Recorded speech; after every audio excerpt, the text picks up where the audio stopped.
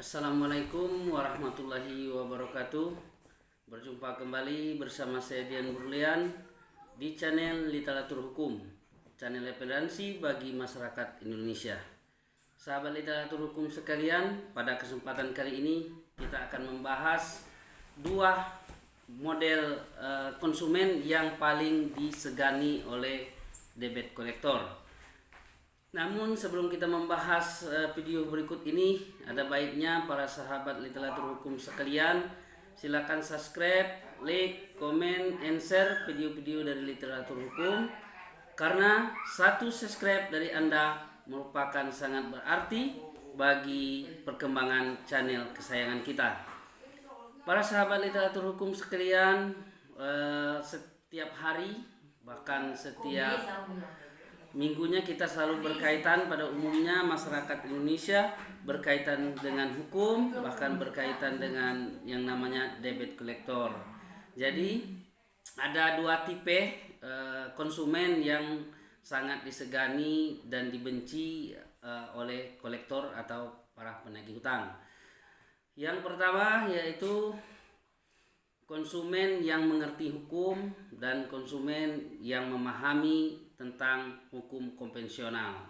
Nah, konsumen seperti ini biasanya tidak diberikan atau waktu survei kelayakan kredit tidak di-ACC oleh analisa kredit, baik itu dari perbankan atau dari leasing atau perusahaan pembiayaan lainnya, karena akan mempersulit mereka pada saat melakukan penagihan.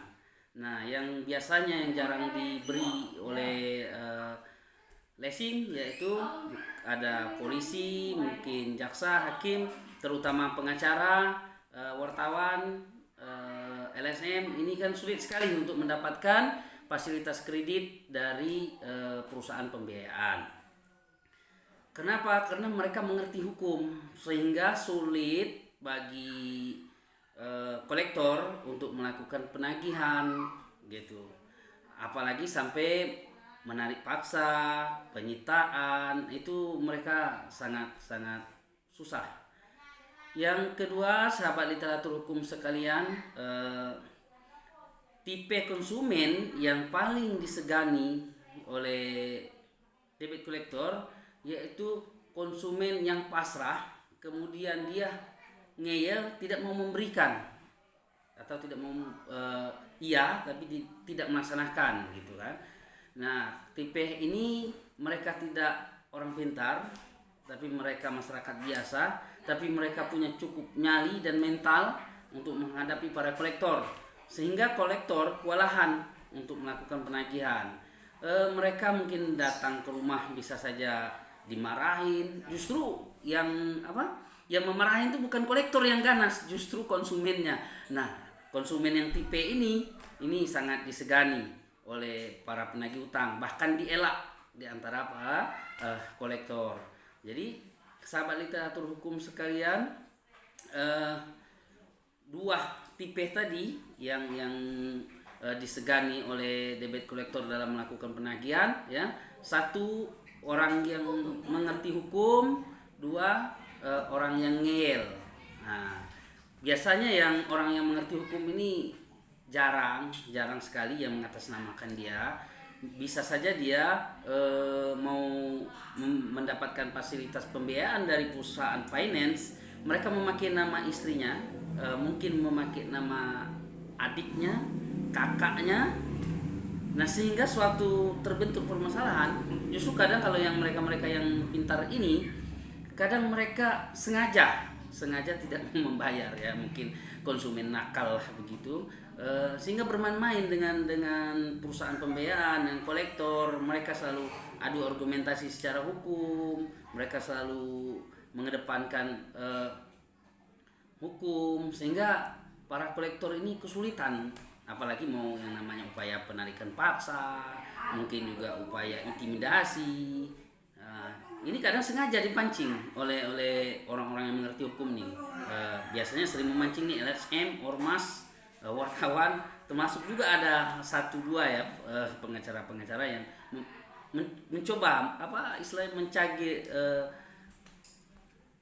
mencagil ya, mengganggu debt collector, mereka ajak berdebat mereka. Nah, kalau tipe konsumen yang ngeyel, artinya mereka memang nggak ngerti sama sekali masalah hukum, tapi mereka punya nyali, mereka ngeyel.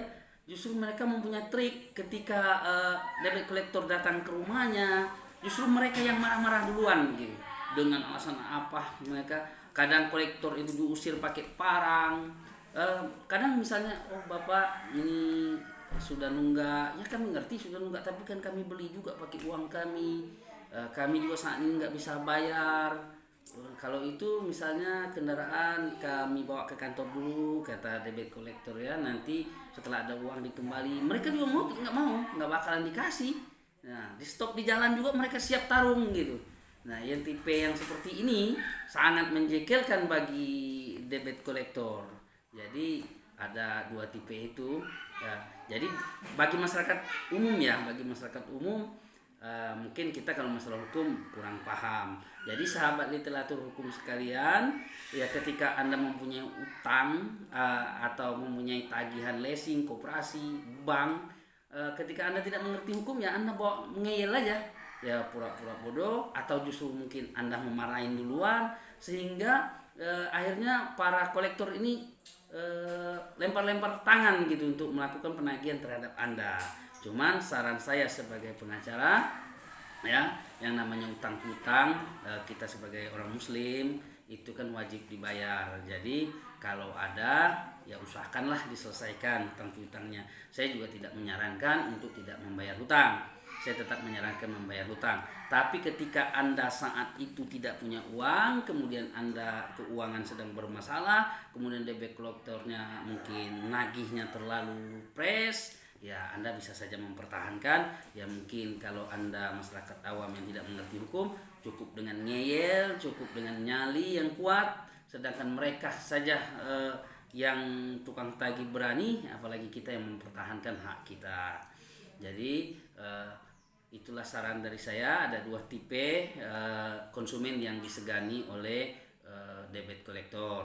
Satu, yaitu konsumen yang mengerti dengan hukum. Dua, konsumen yang mengeyel tapi dia tidak mengerti hukum, dan pasrah tapi dia tidak mau menyerah begitu. Tidak mau menyerah begitu saja. Jadi itu saja yang dapat saya sampaikan kepada sahabat-sahabat literatur hukum sekalian.